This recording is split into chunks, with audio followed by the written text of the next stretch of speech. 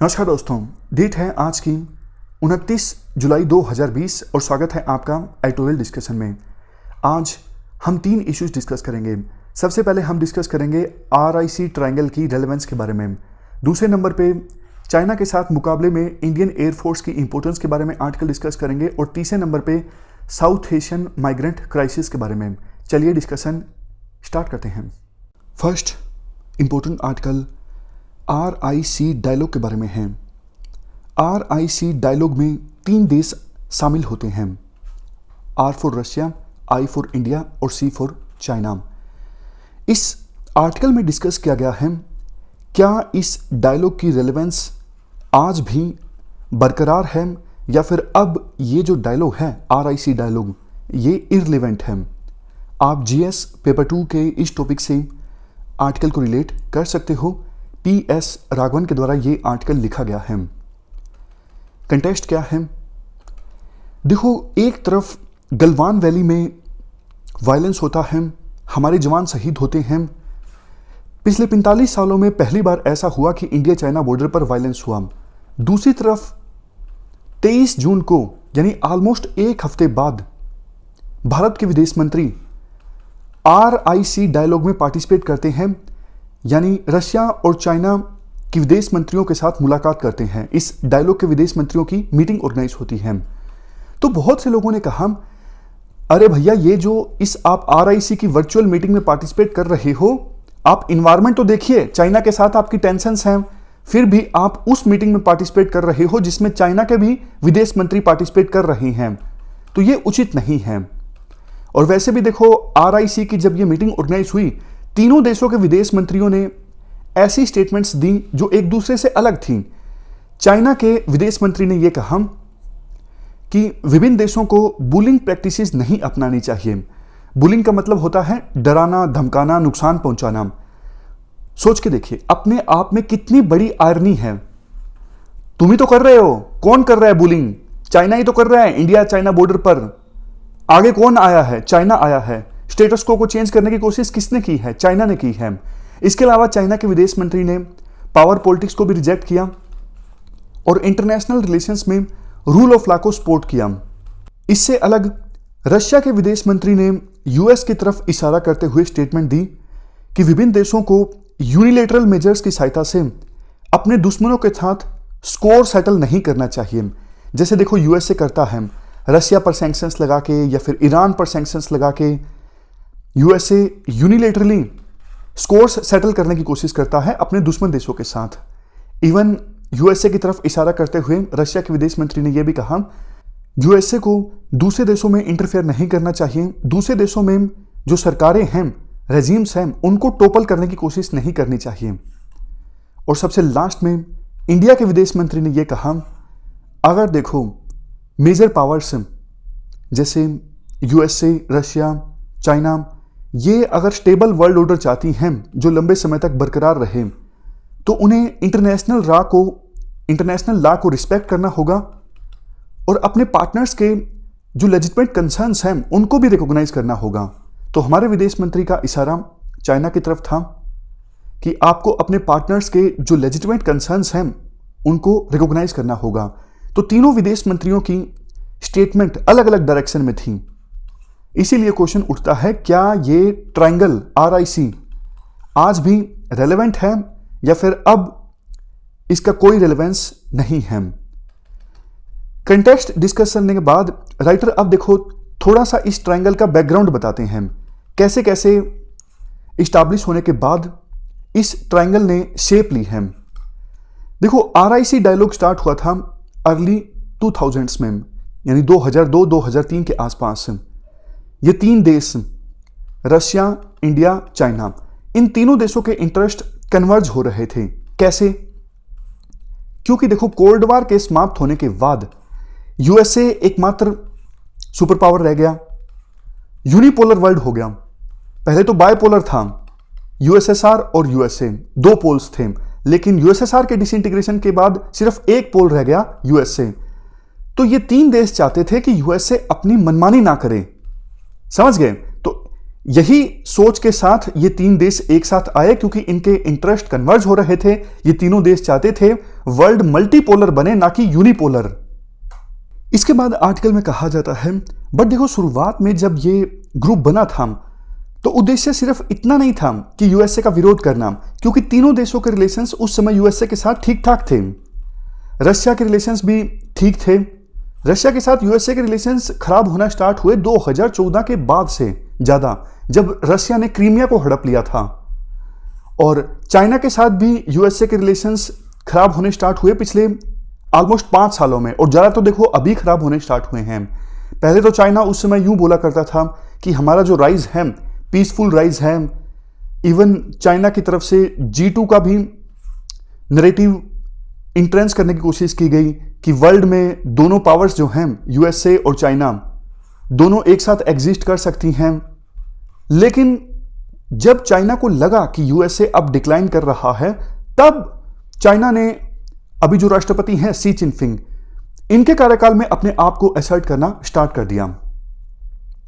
इसके बाद next point, RIC group जो है वो समय समय पर थर्ड वर्ल्ड कंट्रीज के कंसर्न्स भी प्रेजेंट किया करता था वर्ल्ड के सामने, जैसे सभी देशों की सोवरेनिटी को प्रोटेक्ट किया जाए, टेरिटोरियल इंटीग्रिटी को वायलेट ना किया जाए, क्योंकि थर्ड वर्ल्ड कंट्रीज को इन सब चीज़ों से खतरा लगता है ना कि कोई मजबूत देश आके, पावरफुल देश आके हमारा कोई क्षेत्र ना हड़प ले या फिर हमारे देश के अंदर इंटरफेयर ना करे।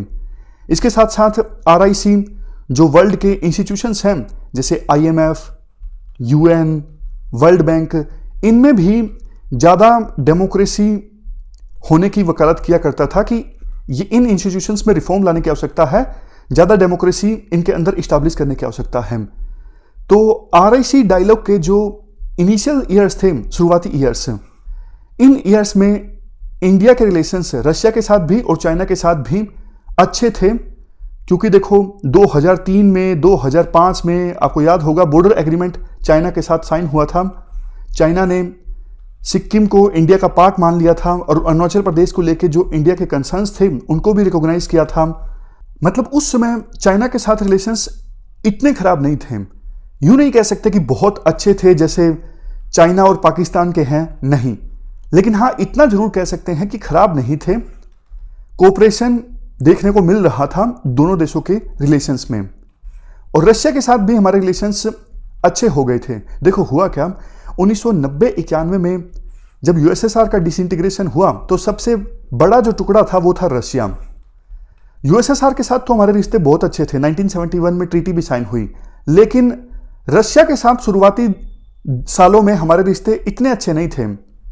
इन्होंने हमें क्रायोजेनिक टेक्नोलॉजी नहीं दी थी यूएसए के कहने पे, लेकिन बाद में जब पुतिन राष्ट्रपति बन गए थे रशिया के, तो पुतिन ने इंडिया के साथ रिश्ते इंप्रूव करने पर जोर दिया। रशिया के बाद बात करें यूएसए की। यूएसए के साथ भी देखो हमारे रिश्ते मजबूत होना स्टार्ट हो गए थे। 2005 में हमने न्यूक्लियर डील साइन की यूएसए के साथ, और कोंडोलीजा राइस ये यूएसए की विदेश मंत्री थी और नेशनल सिक्योरिटी एडवाइजर थी। इन्होंने अपनी एक बुक में लिखा भी है कि इंडिया के साथ यूएसए इसलिए रिश्ते इंप्रूव कर रहा है क्योंकि चाइना जो यूएसए का मेजर चैलेंजर के रूप में इमर्ज हो रहा है, और यूएसए को लगता है चाइना को कंटेन करने के लिए इंडिया की इंपॉर्टेंस है, इसलिए इंडिया के साथ रिश्तों को मजबूत बनाना जरूरी है। तो अभी तक हमने क्या डिस्कस किया? अभी तक हम कंटेक्स्ट डिस्कस कर चुके हैं। उसके बाद आरआईसी के इनिशियल ईयर्स की बात की, कैसे शुरुआती सालों में आरआईसी का एम क्या था, क्यों ये इस्टेब्लिश हुआ, और तीनों देशों के साथ हमारे रिश्ते अच्छे थे, रशिया, चाइना और यूएसए। यूएसए आरआईसी का पार्ट नहीं है। इसके बाद देखो क्वेश्चन ये उठता है कि आखिरकार चाइना के साथ हमारे रिलेशंस क्यों खराब होना स्टार्ट हुए। तो आर्टिकल में कहा जाता है 3 मेजर रीजंस हैं। सबसे पहले तो देखो चाइना पाकिस्तान इकोनॉमिक कॉरिडोर, जो कि पाक अधिकृत कश्मीर से होकर गुजरता है, ये पहला रीजन है। दूसरा रीजन है चाइना ने हमारे आस पड़ोस के देशों में हमारा इन्फ्लुएंस कम करना स्टार्ट कर दिया, अपना इन्फ्लुएंस इंक्रीज करना स्टार्ट कर दिया, जिससे इंडिया को काफ़ी इनसिक्योर महसूस हुआ। तीसरा रीजन, इंडियन ओशन रीजन में भी चाइना की जो एक्टिविटीज़ हैं, खास करके इकोनॉमिक एक्टिविटीज़ और मिलिट्री एक्टिविटीज़, ये बढ़ना स्टार्ट हो गई। ये भी मेजर रीज़न बना जिसकी वजह से इंडिया और चाइना के जो रिश्ते हैं वो खराब होना स्टार्ट हो गए। चाइना के बाद अब बात करते हैं रशिया की। रशिया के साथ हमारे रिलेशंस बाद में क्यों प्रभावित हुए? देखो, इंडो पैसिफिक रीजन में हमारा कोऑपरेशन यूएसए के साथ इंक्रीज होता जा रहा था और इससे रशिया काफी असहज महसूस करने लगा, क्योंकि 2014 के बाद जब यूएसए और रशिया के रिश्ते बहुत ज्यादा खराब हो गए, तो फिर सोच के देखिए, रिश्ते इन दोनों के बहुत ज्यादा खराब हो गए और इंडो पैसिफिक रीजन में अगर इंडिया और यूएसए बहुत ज्यादा कोऑपरेट करेंगे तो रशिया को तो लगेगा ना कि अरे इंडिया तो हमारा दोस्त हुआ करता था, आजकल इंडिया तो यूएसए के साथ ज्यादा कोऑपरेट करने लगा है और यूएसए के साथ हमारी दुश्मनी है। मतलब रशिया को लगने लगा कि इंडिया हमारे दुश्मन देश के साथ अपनी दोस्ती बढ़ा रहा है, तो इसलिए रशिया को थोड़ा असहज महसूस हुआ इंडिया के साथ कोऑपरेशन में। और इनके तो रिश्ते देखो बहुत ज्यादा खराब हो गए थे। यूएसए रशिया के सैंक्शंस लगा दिए थे क्रीमिया के हड़पने के बाद। यूएसए ने रशिया के ऊपर G8 ग्रुप से निकाल दिया था, अब G8 ग्रुप G7 है। तो रशिया ने भी अपनी दुश्मनी निकालनी स्टार्ट की, अफगानिस्तान में तालिबान को सपोर्ट करना स्टार्ट कर दिया और इसके लिए पाकिस्तान की साथ की जरूरत थी, तो रशिया ने पाकिस्तान के साथ भी रिश्ते इंप्रूव करना स्टार्ट कर दिया। यूएसए और यूएसए के अलाइ कंट्रीज पूरी कोशिश कर रहे थे कि रशिया को आइसोलेट कर दिया जाए। इसका नतीजा ये निकला कि रशिया और चाइना की दोस्ती बहुत ज्यादा बढ़ गई, क्योंकि दोनों का दुश्मन एक था, वो था यूएसए। तो इन सब चीजों को डिस्कस करने के बाद अब क्वेश्चन हम ये डिस्कस करते हैं, क्या RIC की रेलेवेंस आज भी है? तो आर्टिकल में कहा जाता है हाँ है। देखो, इंडिया SCO का पार्ट है, संघाई कोऑपरेशन ऑर्गेनाइजेशन का। SCO में पाकिस्तान भी एक मेंबर है, चाइना और रशिया भी हैं, इसके अलावा 4 सेंट्रल एशियन कंट्रीज भी हैं और जल्द ही अफगानिस्तान एंड ईरान भी SCO के मेंबर बन सकते हैं। अब देखो, सेंट्रल एशियन जो कंट्रीज हैं ये पहले USSR का पार्ट हुआ करते थे और यहां पर अभी रशिया का इन्फ्लुएंस है। चाइना और रशिया के बीच अंडरस्टैंडिंग ये है कि सेंट्रल एशियन कंट्रीज को चाइना सिर्फ इकोनॉमिक सपोर्ट प्रोवाइड करेगा, लेकिन पॉलिटिकल और सिक्योरिटी इन्फ्लुएंस यहां पर रशिया का रहेगा। अब ये अंडरस्टैंडिंग है दोनों देशों के बीच, लेकिन रशिया भी थोड़ा डरता है, रशिया असहज महसूस करता है कहीं इस रीजन में चाइना का डोमिनेंस ना इस्टेब्लिश हो जाए। तो इंडिया भी SCO का पार्ट है, रशिया भी SCO का पार्ट है। दोनों देशों का जो इंटरेस्ट है वो सेम है कि सेंट्रल एशिया में चाइना के इन्फ्लुएंस को क्रिएट होने से रोकना। इवन सेंट्रल एशियन कंट्रीज को भी ये लगता है कि रशिया और चाइना की जो ये डुओपोली है, इसके अतिरिक्त भी कोई और पावरफुल देश हमारे रीजन में एक्टिव होना चाहिए और इसका आंसर इंडिया हो सकता है। इंडिया का जो ये छबार पोर्ट का प्रोजेक्ट है वो इस दिशा में काफ़ी ज़्यादा इंपॉर्टेंट है सेंट्रल एशियन कंट्रीज के साथ कनेक्टिविटी इस्टेब्लिश करने के लिए। इसके बाद देखो, रशिया के साथ हमारे इंपॉर्टेंट रिलेशंस हैं डिफेंस सेक्टर में और एनर्जी सेक्टर में। रशिया के पास रिसोर्सेज काफ़ी ज़्यादा हैं, उन रिसोर्सेज को हम एक्सेस कर सकते हैं और कोविड-19 में तो इसकी इंपॉर्टेंस और भी ज़्यादा हाईलाइट हुई है। इसके बाद चाइना की बात करें, वैसे देखो चाइना के साथ फिलहाल टेंशन्स हैं, लेकिन पूरी डिसएंगेजमेंट हम चाइना के साथ नहीं कर सकते। मतलब ये पॉसिबल नहीं है कि चाइना के साथ बिल्कुल ही जैसे पाकिस्तान के साथ रिश्ते टूटे हुए हैं वैसे कर लें। जहां जहां कोऑपरेशन हो सकता है वहां वहां कोऑपरेशन करना होगा, चाहे वो मल्टीलेटरल फ्रंट पे हो या फिर बायलेटरल लेवल पे हो, लेकिन बिना हमारी सिक्योरिटी इंटरेस्ट को कॉम्प्रोमाइज किए। ये इंडिया को ध्यान रखना होगा। तो ये हमने बात की RIC में जो ये बायलेटरल आर्म्स हैं, India Russia relations, India China relations, ये भी इंपॉर्टेंट हैं। लेकिन मेन जो कंसर्न है वो है Indo Pacific region. Indo Pacific region में इंडिया एक्टिव है और इससे चाइना भी अनकंफर्टेबल है, रशिया भी अनकंफर्टेबल है। चाइना को तो ये लगता है कि इंडिया यूएसए के साथ मिलके और दूसरे अलाई कंट्रीज के साथ मिलके हमें कंटेन करने की कोशिश कर रहा है इंडो पैसिफिक रीजन में, जिसका एक एग्जांपल है क्वाड। रशिया को भी ये लगता है कि यूएसए जापान और इंडिया को साथ लेके चाइना और रशिया को दबाना चाहता है इस रीजन में, इसीलिए ये क्वाड ग्रुप बना है। देखो, हम रशिया को तो कन्विंस करा सकते हैं क्योंकि रशिया का जो ईस्टर्न रीजन है यहां पर हम मिनरल्स को एक्सप्लोर कर रहे हैं। चेन्नई व्लादिवोस्तोक मैरीटाइम कॉरिडोर भी इस्टेब्लिश हुआ है। तो हम बोल सकते हैं रशिया को कि भैया इंडो पैसिफिक रीजन में हमारी जो एक्टिविटीज़ हैं वो आपके खिलाफ नहीं हैं। हमारे इंटरेस्ट आपके इंटरेस्ट के साथ मिलते हैं इंडो पैसिफिक रीजन में चाइना की डोमिनेंस को कमज़ोर करना। लास्ट में देखो ये कहा जाता है, कुछ लोग अब ये बोल रहे हैं कि चाइना से लड़ने के लिए हमें यूएसए के ग्रुप में बिल्कुल शामिल हो जाना चाहिए। बट राइटर कहना चाहते हैं देखो, हम हमारी नेशनल सिक्योरिटी किसी को आउटसोर्स नहीं कर सकते। मतलब ऐसा नहीं है कि यूएसए के साथ हमारे रिश्ते मजबूत होंगे तो कल को चाइना के साथ लड़ाई होने पर यूएसए अपने सैनिक भेज देगा, ऐसा नहीं होता है। तो हमें हमारी फॉरेन पॉलिसी में स्ट्रेटेजिक ऑटोनॉमी को प्रैक्टिस करना होगा। और जो आरआईसी डायनामिक्स हैं, आरआईसी ट्रायंगल है, ये आज भी इंपॉर्टेंट है। इतना जरूर है कि 2008 में जब फाइनेंशियल क्राइसिस आए थे तो आरआईसी का एजेंडा बदल गया था, आरआईसी के डायनामिक्स बदल गए थे। और जब यूएसए और रशिया के रिश्ते खराब हुए 2014 में, उसके बाद फिर से आरआईसी के डायनामिक्स चेंज हो गए थे। तो डिपेंड करेगा कि आने वाले दिनों में यूएसए, रशिया, चाइना, इन देशों के बीच रिश्ते कैसे रहते हैं, उस पर डिपेंड करेगा कि आरआईसी का फ्यूचर एजेंडा क्या होगा, भविष्य में किस प्रकार से शेप लेगा ये डायलॉग। चलते हैं आगे। नेक्स्ट आर्टिकल एयर पावर के सहारे चाइना के मुकाबले के बारे में है। आप जीएस पेपर 3 के इस टॉपिक से आर्टिकल को रिलेट कर सकते हो। क्या कंटेस्ट है? कंटेस्ट से आप परिचित हो। अभी देखो इंडिया और चाइना बॉर्डर पर टेंशंस हैं, पूरी तरह से डिसएंगेजमेंट नहीं हुआ है। पेंगोंग लेक रीजन में फिंगर 4 से लेकर फिंगर 8 के एरिया के बीच चाइना के ट्रूप्स आज भी मौजूद हैं। वैसे चाइना बोलता है कि ज़्यादातर साइट्स पर अब डिसएंगेजमेंट हो चुका है, बट राइटर कहते हैं देखो 1962 में भी ऐसा ही हुआ था। इंडिया और चाइना के बीच फुल फ्लैज वार हुआ, उससे पहले गलवान वैली में और दूसरी लोकेशंस पर डिसएंगेजमेंट हो गया था, लेकिन बावजूद इसके फुल फ्लैज बाद में वार स्टार्ट हो गया।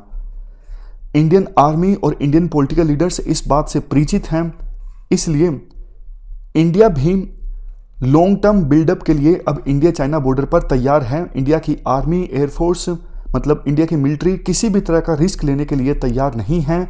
और हमारे पॉलिटिकल लीडर्स भी जैसी स्टेटमेंट दे रहे हैं, लगता है कि वो अब इस बात को एक्सेप्ट कर चुके हैं कि इंडिया चाइना बॉर्डर पर लंबे समय तक हमारी मिलिट्री को मुस्तैद रहना होगा। आर्टिकल में यह कहा जाता है देखो, चाइना अपनी इकोनॉमिक पावर वर्ल्ड को शो कर चुका है। मतलब वर्ल्ड अब इस बात को मान चुका है कि चाइना वर्ल्ड स्टेज पर अब आ चुका है। बट चाइना की मिलिट्री के बारे में अभी भी कुछ लोगों को संदेह है। कुछ एक्सपर्ट्स को यह लगता है कि चाइना की जो टेक्नोलॉजी है वो फुल प्रूफ नहीं है, घटिया माल है, और चाइनीज सोल्जर्स भी अच्छे फाइटर नहीं हैं। तो ये अभी कुछ एक्सपर्ट्स को लगता है। और चाइना भी चाहता है कि हम हमारी इकोनॉमिक पावर तो दुनिया को दिखा चुके हैं, हमें हमारी मिलिट्री पावर भी अब दुनिया को दिखानी है। शायद इसी का एक एग्जाम्पल हो इंडिया चाइना बॉर्डर पर जो टेंशंस देखने को मिल रही हैं। चाइना का एम बड़ा हो सकता है गल्फ वार प्लस। गल्फ वार में क्या हुआ था, इराक ने एकदम से अटैक करके कुवैत को कैप्चर कर लिया था, वो बात अलग है। इसके बाद विभिन्न देश एकजुट हुए, उन्होंने अपनी फोर्सेस भेजी यूएसए के नेतृत्व में, और कुवैत से इराक की फोर्सेस को खदेड़ दिया था। तो चाइना का भी कुछ इसी प्रकार का मकसद हो सकता है कि इंडिया की कुछ टेरिटरी को कैप्चर किया जाए, ताकि वर्ल्ड को दिखाया जा सके कि चाइना एक बड़ी मिलिट्री पावर भी है, और चाइना बिल्कुल अब तैयार है यूएसए को रिप्लेस करके सुपर पावर बनने के लिए। तो इसीलिए इंडिया को और भी ज़्यादा सचेत होने की आवश्यकता है। इंडिया है भी, इसीलिए राफेल जो एयरक्राफ्ट हैं, इनकी डिलीवरी 5 राफेल एयरक्राफ्ट की डिलीवरी समय से पहले हो गई है। बट देखो, ध्यान देने वाली बात यह है, इन राफेल एयरक्राफ्ट के सहारे, सिर्फ राफेल एयरक्राफ्ट के सहारे हम चाइना का मुकाबला कर लेंगे या फिर बैलेंस ऑफ पावर हमारी तरफ शिफ्ट हो जाएगा, ऐसा नहीं है। वैसे भी राफेल एयरक्राफ्ट को हमने प्रोक्योर तो किया है, अभी 5 आए हैं, इनको इस्तेमाल करने में समय लगेगा। हमारे जो कम्युनिकेशन इक्विपमेंट्स हैं उनके साथ इस एयरक्राफ्ट को एडजस्ट होने में समय लगेगा। हालांकि जो हमारी एयरफोर्स है वो युद्ध स्तर पर कंपैटिबिलिटी इस्टेब्लिश करेगी राफेल एयरक्राफ्ट की, फिर भी 1-2 महीने तो लग ही जाएंगे ना। वैसे देखो, इंडियन एयरफोर्स की इंपॉर्टेंस काफ़ी ज़्यादा है। राफेल जैसे और भी एयरक्राफ्ट और भी हाईटेक इक्विपमेंट्स हमें चाहिए ताकि इंडियन एयरफोर्स और ज़्यादा मजबूत हो सके और ज़्यादा दमदारी के साथ अपने ऑपरेशंस कैरी आउट कर सके। मैं आपको बताऊं, नवंबर के बाद इस एरिया में, लद्दाख रीजन में एकदम से बर्फ़ पड़ जाएगी बहुत ज़्यादा। तो फॉरवर्ड एरियाज को एक्सेस करना इंडिया की आर्मी के लिए थोड़ा सा डिफिकल्ट होगा। चाइना के लिए डिफिकल्ट नहीं होगा। क्यों? क्योंकि देखो, चाइना की साइड तो रोड इंफ्रास्ट्रक्चर काफ़ी ज़्यादा अच्छा बना हुआ है, हमारी साइड अभी बन रहा है। तो इस वजह से इंडियन एयरफोर्स की जो इंपॉर्टेंस है वो और भी ज़्यादा बढ़ जाती है। जो इंडियन आर्मी के सोल्जर्स हैं उनको वहाँ पे उतारने के लिए, फॉरवर्ड लोकेशंस पर भेजने के लिए, तो इसीलिए हमारे पास अभी 3 ऑप्शंस हैं।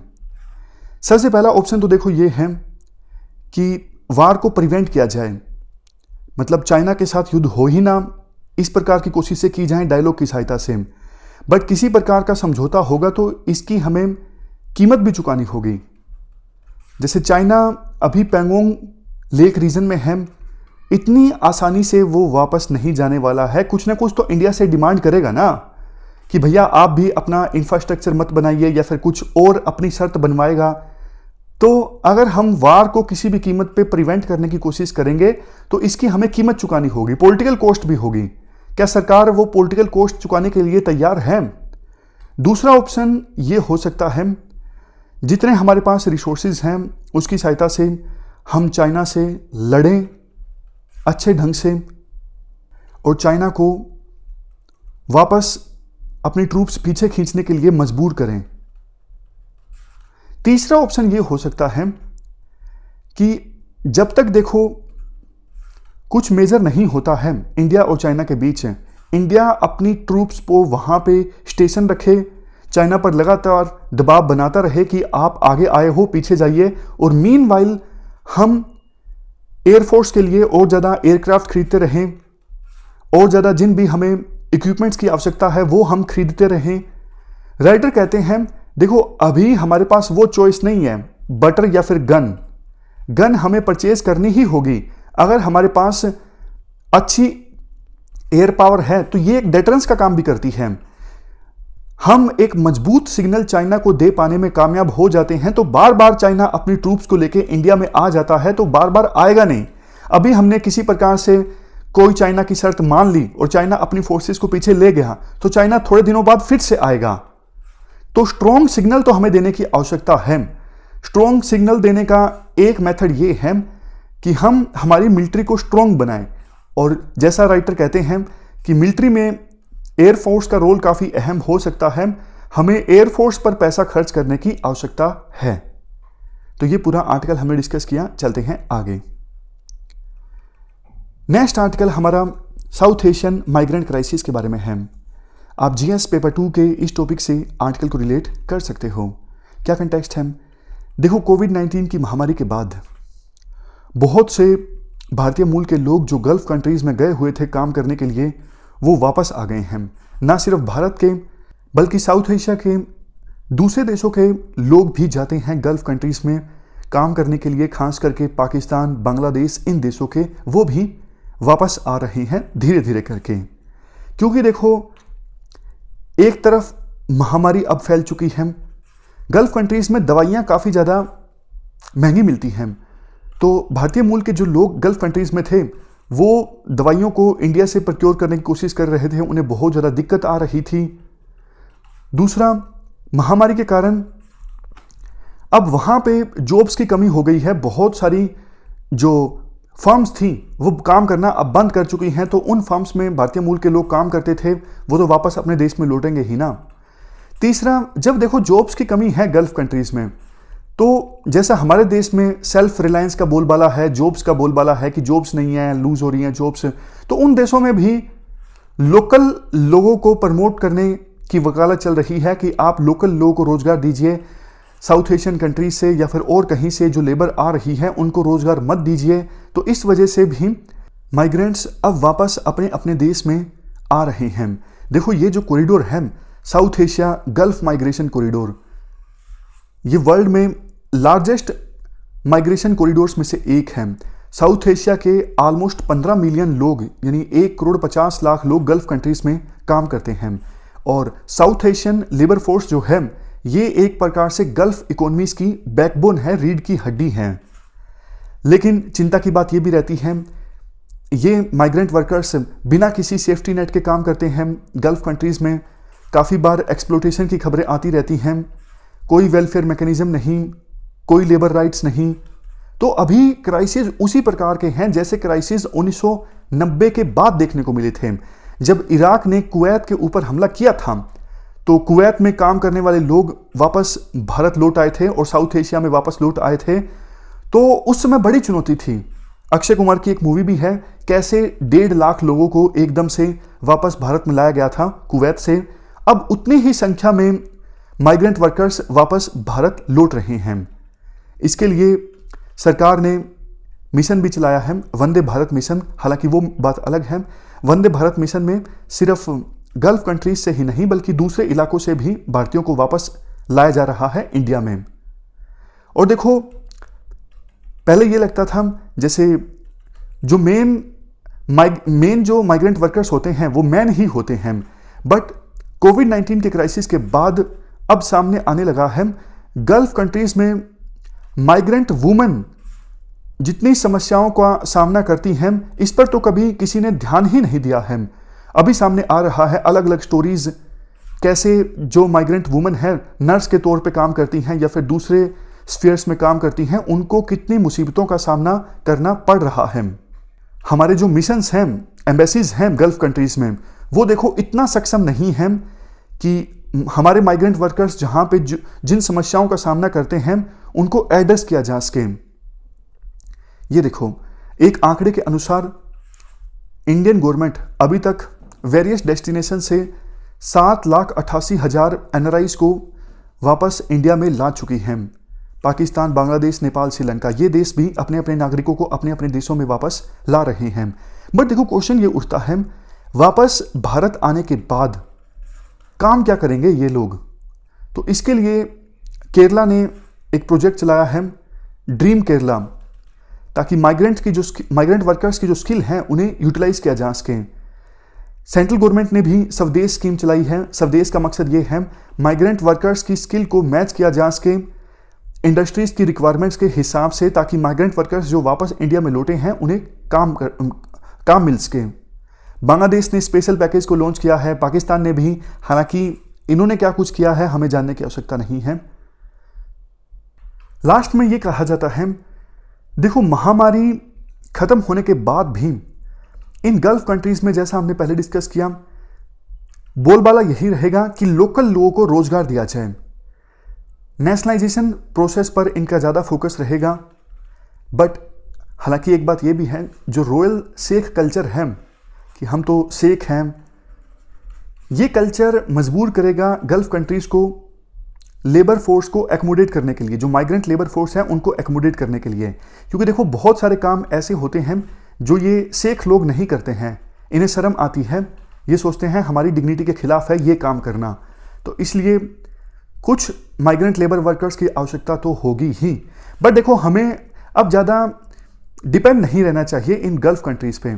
हमारी अपनी एक पॉलिसी होनी चाहिए, जो लोग वापस देश में लौट के आ रहे हैं उनको मैनेज करने की, या फिर आगे भी कभी इस प्रकार की कोई वोलेटाइल सिचुएशन पैदा होती है तब हमारा क्या रुख रहेगा माइग्रेंट वर्कर्स को लेके, हम कैसे उनको एकोमोडेट करेंगे, इस प्रकार के पूरे मैनेजमेंट को लेके हमारी एक पॉलिसी होनी चाहिए। श्रीलंका की देखो इस प्रकार की पॉलिसी है, बट श्रीलंका के अलावा और कोई दूसरा साउथ एशियन कंट्री नहीं है जिसकी इस प्रकार की एक अच्छी सी माइग्रेशन पॉलिसी हो।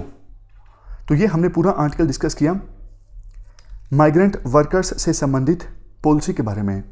ये थी हमारी आज की डिस्कशन। आज हमने 3 इश्यूज को डिटेल से डिस्कस किया। हमारी आज की इस डिस्कशन में इतना ही है।